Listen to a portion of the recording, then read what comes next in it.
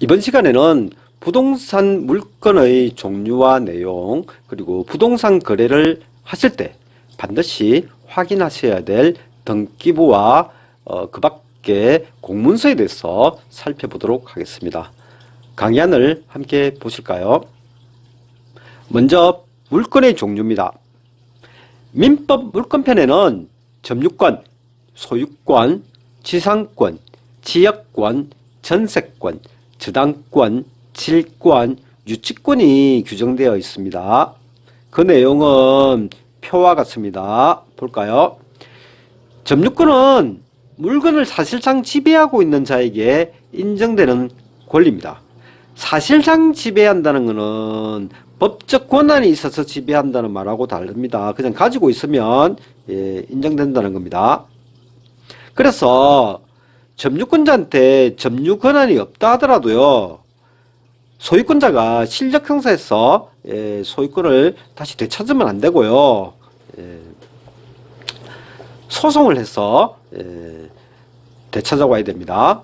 점유권이 인정되는 물건에는 동산과 부동산이 있습니다. 소유권은 물건에 대한 모든 권리입니다. 물건을 사용하는 권리, 수익할 권리, 처분할 권리. 소유권은 동산과 부동산에 대해서 인정되고요. 지상권은 건물 등을 소유하기 위해서 토지를 사용할 권리입니다. 토지를 사용할 권리니까 인정되는 물건은 당연히 부동산 중에서 토지에 한해서 인정되겠습니다. 지역권은 타인의 토지를 자기 토지의 편익을 위해서 이용하는 권리인데요. 구체적으로는 자기 땅에 다니기 위해서 다른 사람 땅을 통행한다든지, 또는 자기 땅에 물을 끌어들이기 위해서 다른 사람 땅 위에 이제 그 물길을 갖다가 연결시키는 그런 겁니다. 마찬가지로 자기 토지의 편익을 위해서 이용하는 권리니까 부동산 중에서 토지에 대해서만 인정되겠죠. 전세권은 전세금을 지급하고 타인의 부동산을 사용하는 권리입니다. 인정되는 물건에는요, 부동산입니다. 부동산. 그리고 지상권, 지역권, 전세권 이 세 가지를 합쳐서 용익물건이라고 합니다. 용익물건은 뭔가요? 지상권, 지역권, 전세권이죠. 글자 그대로 하면 용은 사용하고 익은 이익이다 이 말입니다. 그래서 사용해서 이익을 누릴 수 있는 물건이란 말입니다. 저당권은 뭔가요? 저당권은 부동산에 인정되고 질권은 동산과 권리에 대해서 인정되는데요. 권리 질권이라는 것도 있거든요. 요거는 여러분들한테 필요 없으니까, 여러분들 굳이 그까지는 아실 필요 없으니까 그냥 참고로만 하시면 되겠습니다. 저당권은 부동산에 대해서 인정되고 질권은 동산과 권리에 대해서 인정된다. 그 내용은 채권 변제가 없으면 담보물로 받은 부동산, 그리고 동산 권리로부터 우선 변제를 갖다가 받는 권리입니다. 유치권은 뭐냐? 물건 점유자가 그 물건에 관한 채권을 변제받을 때까지는 그 물건을 반환하지 않을 권리입니다. 물건 점유자니까 물건은 동산과 부동산이 있지 않습니까? 그래서 유치권은 동산과 부동산 모두에 대해서 다 인정됩니다. 저당권, 질권, 유치권 이 세 가지를 합쳐서 담보물건이라고 하고요. 물권법정주의를 규정한 민법 제185조는 물권은 법률 또는 관습법에 의하는 외에는 임의로 상실하지 못한다 이렇게 이제 규정하고 있습니다. 그래서 조금 전에 본 점유권, 소유권, 지상권, 지역권, 전세권, 저당권, 질권, 유치권 이 8가지가 민법에 규정되어 있고요. 그런데 이제 물권법정주의 할 때 법이라는 게 꼭 법률만 의미하는 거 아니거든. 법률은 이제 국회에서 만든 성문법을 법률이라고 하고요. 국회에서 만든 게 아닌데 오랫동안 간섭으로 내려오는 게 법적으로까지 효력을 가지는 게 있습니다. 그걸 관습법이라고 합니다. 어떤 관습이 관습법에 해당되는지 안 되는지는 법원에서 판결을 통해서 확인됩니다. 관습법에서 인정되는 물건에는요, 관습법상 법정지상권, 법료기지권이 있습니다. 이때 관습법상 법정지상권이 있으니까 관습법상을 떼고 그다음에 법정지상권이 남지 않습니까? 법정지상권도 물건인데 이것도 민법에 몇 가지 경우에 규정되어 있습니다. 그런데 이제 법에 규정되어 있을 때는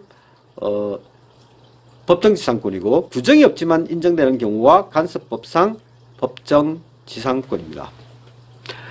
법정지상권은 법정지상권이라 되어 있으니까 앞에서 배운 지상권과 같은 내용입니다. 같은 내용요. 그런데 지상권은 그냥 지상권은 당사자 사이에 지상권 설정 계약을 해서 하는 게 지상권이고요. 법정지상권은 계약이 없더라도 이러이러한 경우에는 인정된다고 법에서 인정하고 있는 게 법정지상권이고 그런 법률이 규정이 없다 하더라도 관습법상 인정되는 경우가 관습법상 법정지상권입니다. 관습법상 법정지상권은 뭐냐? 토지와 건물이 동일한 소유자한테 속해 있었는데 건물 또는 토지가 매매 기타 원인으로 소유자가 다르게 되는 경우가 있거든요. 이런 경우에 그 건물을 철거하기로 하는 합의가 없었다면 건물 소유자에게 지상권이 인정되는 겁니다. 그렇지만 공짜로 사용하는 건 아니고요. 사용료, 지료라고 하는데요. 지료는 뭡니까? 땅 지자거든요. 땅 사용료 이 말입니다. 지료, 땅 사용료. 지료는 당사자가 합의하면 당사자가 합의한 금액대로 하면 되겠지만 합의가 없으면 법원에서 정하게 됩니다. 다소 복잡하게 설명드린 지상권, 법정지상권, 관습법상 법정지상권의 관계에 대해서 표로 정리해 보겠습니다. 지상권은 타인 소유 토지에 건물 등을 소유하기 위하여 토지를 사용하는 물건이라고 앞에서 봤죠. 법정지상권, 관습법상 법정지상권도 그 내용은 지상권과 똑같은데요. 다만 동일 소유자의 토지, 건물이 이후에 소유자가 달라졌을 때 건물 소유자한테 인정되는 물건이고요. 발생 원인은 뭐냐? 지상권은 토지 소유자와 지상권자 사이에 설정 계약을 하면 발생하고요. 등기를 해야 됩니다. 물론. 근데 법정지상권은 어떤 경우에 이런 법정지상권이 인정된다고 이제 법률이 나와 있습니다.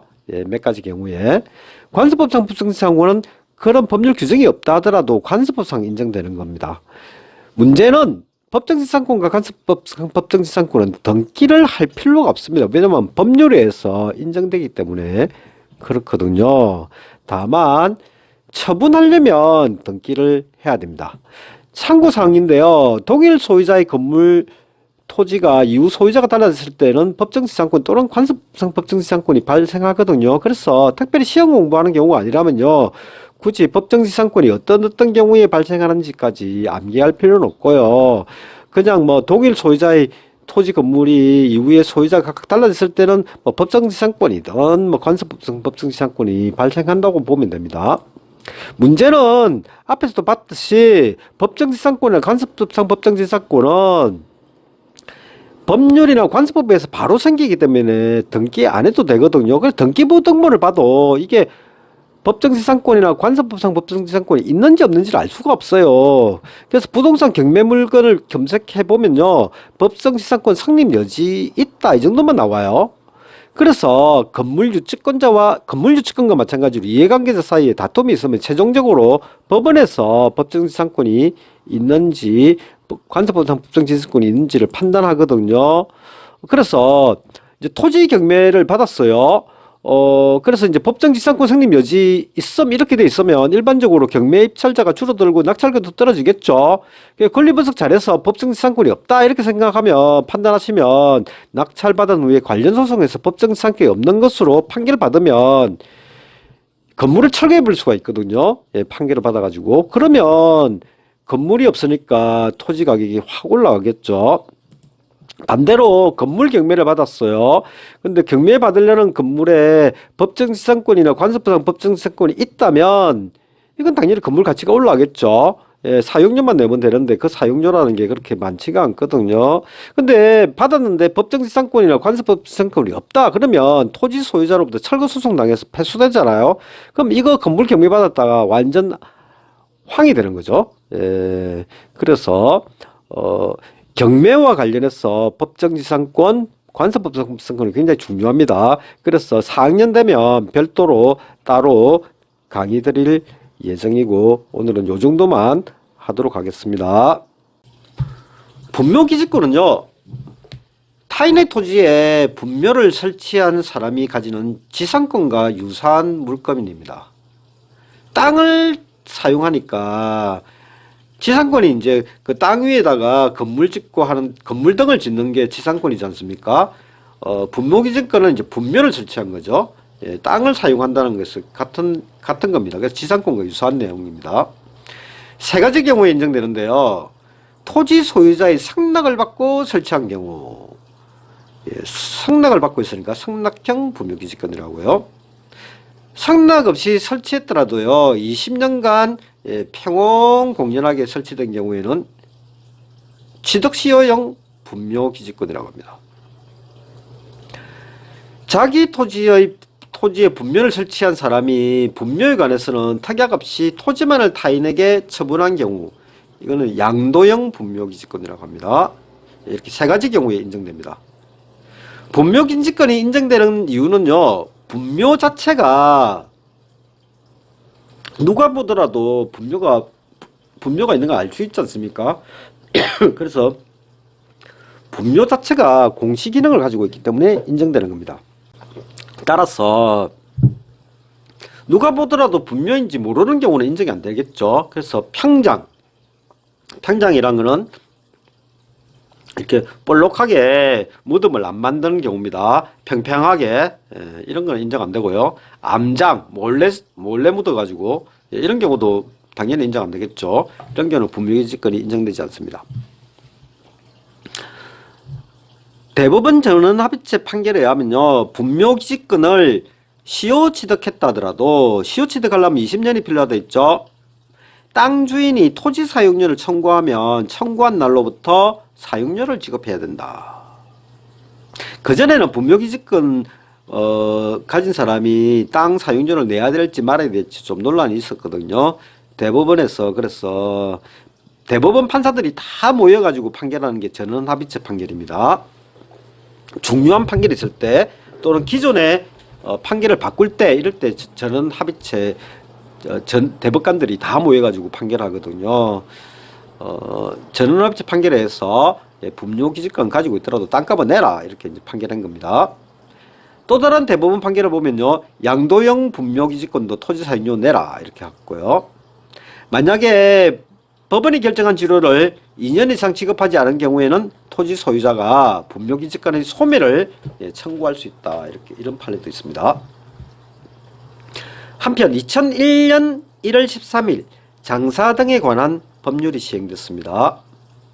그래서 토지 소유자의 허락 없이 묘지를 설치한 경우에는 설치한 사람이 토지 소유자에게 토지 사용권이나 묘지 보존을 위한 권리를 행사할 수 없도록 했습니다. 그러니까 결국 분묘기지권을 주장할 수 없다는 거죠.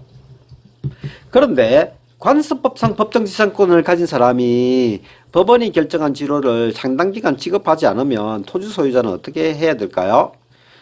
토지 소유자는 건물 소유자에게 지료를 지급하라는 판결서 가지고 건물에 강제 집행을 하면 되겠습니다. 꼭 건물에만 강제 집행해야 되는 건 아니고요. 건물 소유자의 모든 일반 재산에 대해서 집행할 수가 있겠습니다. 다음은 부동산 관련 채권에는 무엇이 있고 물건과는 어떻게 다른지 살펴보도록 하겠습니다. 조금 전 우리는 물건에 대해서 살펴봤죠. 그러면 부동산에 관련되는 채권도 있을까요? 있다면 무엇이 있을까요? 부동산 임대차는 물건일까요? 채권일까요? 부동산 매매는 물건일까요? 채권일까요? 부동산 임대차, 부동산 매매 전부 다 채권입니다. 채권 계약입니다. 부동산을 빌려가지고 사용하기 위해서는 두 가지 방법이 있는데요. 전세금 채권을 설정하는 겁니다. 등기를 하는 겁니다. 요거 물건입니다. 그렇지만 임대차 계약을 해서 사용할 수도 있습니다. 이건 채권입니다. 다른 사람 부동산을 사용한다는 점에서는 전세권과 임대차가 같지요. 같지만 물건인 전세권은 부동산 등기부에 딱 등기되거든요. 그때부터 부동산 소유자는 물론이고요, 모든 사람에 대해서 전세권을 주장할 수 있습니다. 반면에 채권인 부동산 임대차는 원래는 임차인이 임대인에 대해서만 권리 주장을 할 수가 있습니다. 다만 주택임대차보호법, 상가건물임대차보호법의 대항 요건을 갖추거나 임차권 등기를 한 경우에는 부동산 임대차도 물건인 전세권과 유사한 효력을 갖추게 됩니다. 한편 부동산 매매 계약을 볼까요? 매수인이 대금을 지급하고 매도인이 소유권 이전 등기를 해줘야 되는 권리 의무 관계가 부동산 매매 계약이거든요. 이런 권리 의무는 매매 계약 당사자인 매도인과 매수인 사이에서만 이제 주장할 수가 있습니다. 그렇지만 소유권 이전 등기가 된 순간부터는 매수인은 매수인이 이제 소유자가 되는 거죠. 매수인이 소유자가 되면서 매도인은 물론이고 모든 사람에 대해서 물건인 소유권을 주장할 수가 있는 겁니다. 그래서 임대차도 받고 지금 매매 계약도 받는데 채권인 경우에는 계약 당사자 사이만 효력이 있고 물건인 경우에는 모든 사람에게, 자기 물건을 침해하는 모든 사람에게 주장할 수 있습니다. 요게 채권과 물건의 차이고요. 한편으로는요, 매매 계약을 통해서 소유권 이전 등기 청구권을 가지는데 요까지만 하더라도 채권인데 등기를 한 순간부터 물건인 소유권을 취득하게 되지 않습니까? 그러면 물건 취득을 하기 위해서는 채권 계약을 해서 등기를 함으로써 물건을 가지게 되는 것을 알 수가 있습니다. 이 부동산 강의에 있어서 물건만 강의하는 게 아니라 채권에 대해서도 강의하게 되고, 어쩌면 채권이 여러분들한테 부동산 투자를 생각하시고 부동산과에 들어오신 여러분들한테는 부동산에 관련되는 채권 계약이 더 중요한 겁니다. 다음은 부동산 거래 시에 반드시 확인해야 할 등기부 등본에 대해서 살펴보겠습니다. 어떤 물건에 대해서 누가 소유자인지, 어떤 물건이 설정되어 있는지, 이걸 객관적이고 명확히 알 수 있어야 거래 안정성이 보장됩니다. 그래서 모든 물건에는 권리자를 공시하는 공시제도가 있다고 지난 시간에 말씀드렸죠. 부동산에는 등기부가 있고 동산은 점유 자체가 공시 방법입니다. 따라서 부동산을 거래할 때는 등기부를 확인해야 되는 거죠. 토지 등기부를 확인하셔야 되고 건물 등기부를 계약 전에 반드시 확인해야 하겠습니다.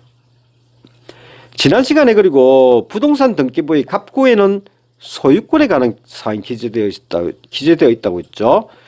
그래서 소유권 및 소유권에 관련되는 압류, 감류, 가처분, 매매예약, 가등기, 경매 개시 등이 이런 건 다 소유권은 변동을 가져오는 내용들이거든요. 그래서 갑구에 기재되어 있고요. 을구에는 제한물건, 아까 용익물건, 담보물건 받지 않습니까? 이 두 가지를 합쳐서 제한물건으로 갑니다. 소유권은 모든 권한을 다 가지고 있지만 내용이 다 있지만 제한물건이란 제한적이라는 거죠. 용익물건은 사용하고 수익하는 권리만 있고, 담보물건은 담보로 제공하고 돈을 빌리고 하는 이런 제한적인 목적에서만 물건이 설정된다 해서 용익물건과 담보물건은 제한물건이라고 합니다. 을구에는 제한물건에 관한 사항이 기재되어 있습니다. 그러면 등기부 등본은 어떻게 발급받을 수 있을까요? 등기소에 가면 발급받을 수 있습니다. 그런데 대법원 인터넷 등기소에 가시면 열람 발급이 가능하거든요. 대법원 인터넷 등기소 www.iros.go.kr 이렇게 인터넷 주소를 치셔도 되지만 바로 대법원 인터넷 등기소 이렇게 검색하면 바로 지금 보이시는 이 화면의 사이트에 들어갈 수 있습니다. 그래서 여기 들어가시면 등기부등본을 발급받을 수 있겠습니다. 다만 대부분 인터넷 등기소에서는 현재의 등기부에 있는 것만 확인할 수 있거든요. 그런데 이제 현재 등기부 이전의 기재사항이 있어요. 예, 옛날 거요. 옛날 기재사항요. 이런 것까지 다 확인하려면 폐쇄 등기부 등본을 확인해야 되는 거. 전산으로 등기부 등본을 만들기 이전에는 또 전산전 등기부를 한 것도 있거든요. 그래서 이런 거 폐쇄 등기부 등본과 전산전 등기부는 등기소에 가야만이 발급받을 수 있다는 거 참고로 아시기 바랍니다. 다음은 등기부 외에 부동산 거래 시 확인하셔야 할 공부서류에 대해서 살펴보도록 하겠습니다. 공부서류 공문서라고 보시면 됩니다. 그런데 등기부 등본 외에도 부동산 거래 전에 확인해야 할 공문서로는 무엇이 있을까요? 건축물 대장, 토지 대장, 지적도, 토지 이용 계획 확인서 이런 게 있습니다. 모두 다 인터넷 정부 24에서 발급 가능합니다. 요것도 www.gov.kr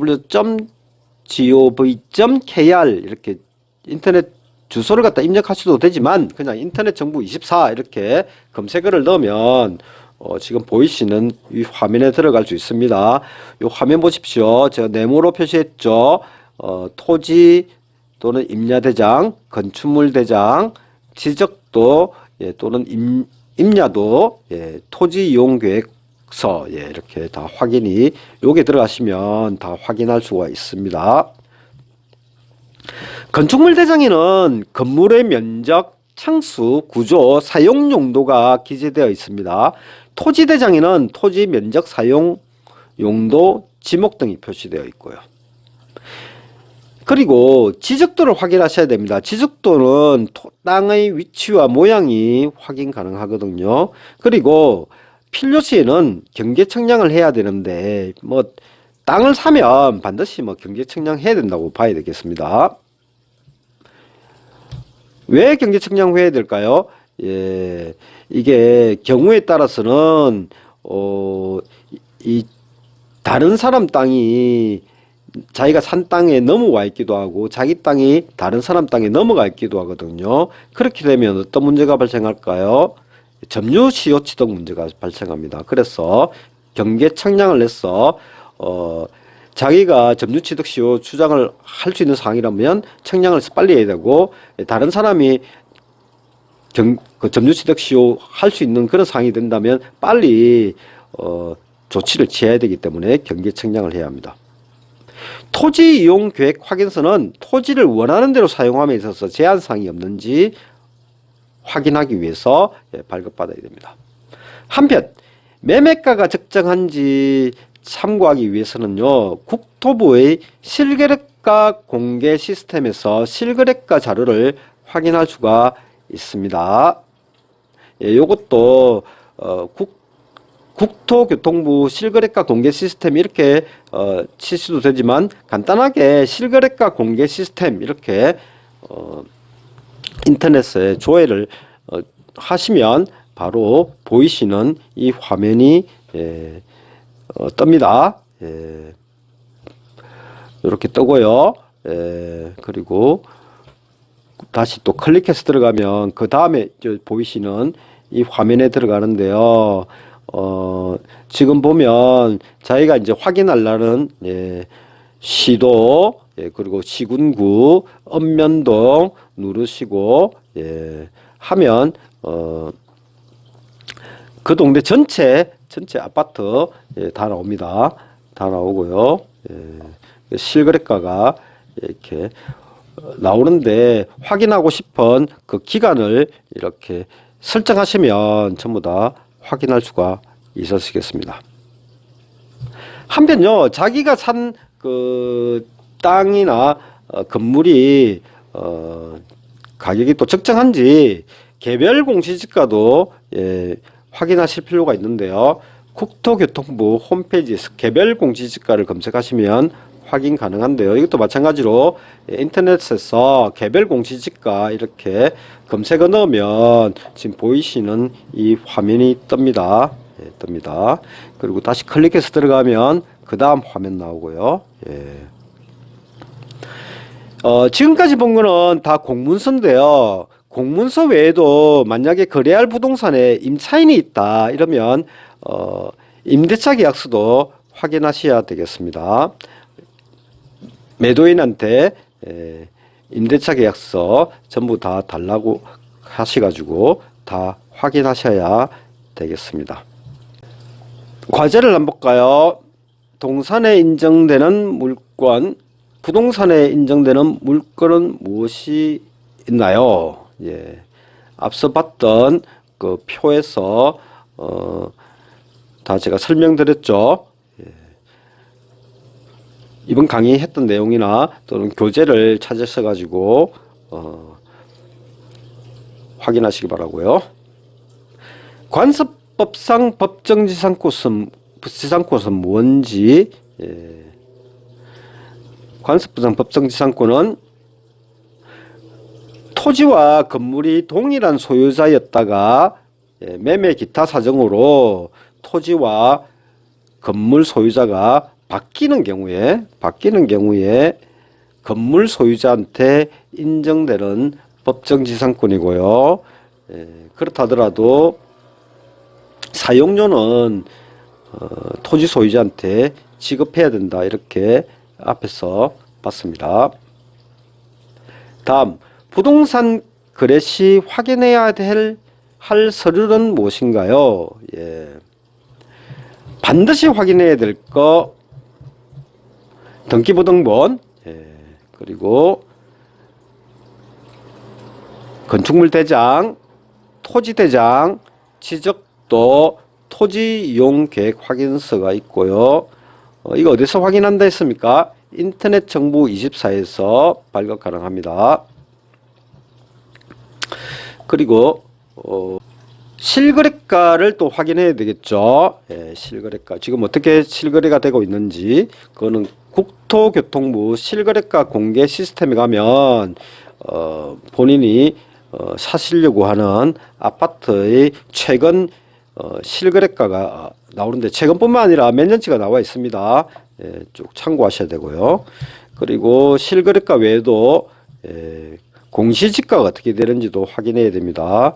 그래서 그건 국토교통부 홈페이지에서 개별 공시지가를 검색하시면 확인 가능하겠습니다.